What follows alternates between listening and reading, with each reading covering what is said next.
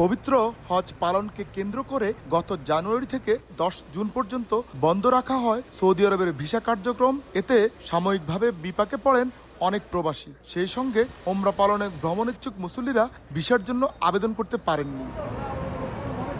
সাময়িকভাবে বন্ধ থাকা সব ধরনের ভিসা আবারও চালু করল সৌদি আরব। এতে হাজার হাজার বাংলাদেশি সহ প্রবাসী পরিবারের মাঝে স্বস্তির নিঃশ্বাস ফিরে এসেছে।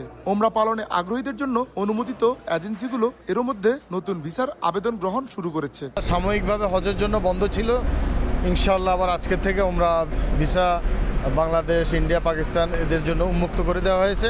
ইনশাআল্লাহ আমাদের যে সমস্ত হাজি সাহেব ওমরা করতে চান আপনারা ইনশাআল্লাহ প্রস্তুতি নিতে পারেন। যে কোনো লোক আজকে থেকে ইচ্ছা করলে সৌদি আরবে ভিজিট ভিসা এবং ওমরা ভিসা আসতে পারবেন এবং আজকে থেকে ভিসা আপনারা এন্ট্রি করতে পারবেন। সৌদি সরকারের এই সিদ্ধান্তে দেশটির পর্যটন শিল্প ও অর্থনীতির চাকা আরো গতিশীল হবে বলে মনে করেন সংশ্লিষ্টরা। উপকৃত হবেন বিশ্বের নানা প্রান্তে থাকা লাখো প্রবাসীও।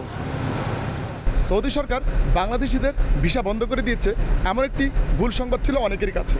তবে আজকের এই ঘোষণায় যেমনটি প্রতীয়মান হয়, আসলে বাংলাদেশিদের কোনো ভিসাই বন্ধ হয়নি। অর্থাৎ হজের জন্য যে সাময়িক বন্ধ ছিল সেই ভিসাগুলো আবারও হজ পরবর্তী সময়ে চালু করে দেওয়া হয়েছে। সৌদি আরব থেকে আরিফুর রহমান, সময় সংবাদ।